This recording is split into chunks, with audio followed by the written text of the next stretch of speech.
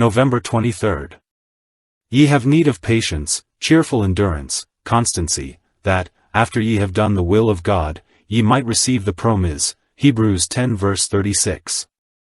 Here we see that it is not merely to do the will of God that is the test, but that after having attained to that point, that mark of character in our hearts, in our wills, if only partially in the flesh, we should, by patient endurance, establish God's righteous will as the law of our hearts, the rule of life under all circumstances and conditions. Then, and not until then, will we be in the heart condition of fitness for the kingdom. The Apostle James says, "The trying of your faith worketh patience, patient endurance," that is to say, if our faith stands the trial, it will work this character of patient endurance. Of course, on the other hand, if we do not attain to patient endurance, it will mean that our faith has not stood the test satisfactorily, that we are not fit for the kingdom. By patience the Bible does not mean merely long-suffering, but that perseverance, steadfastness, constancy, which cheerfully endures obstacles in the way of pressing on in well-doing.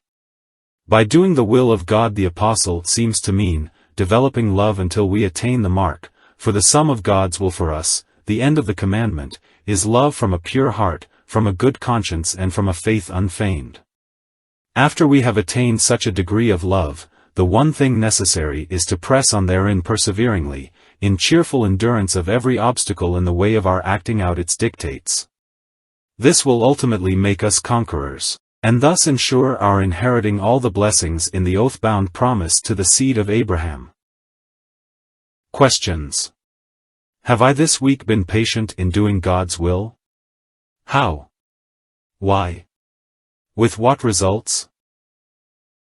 The sweetbriar rose.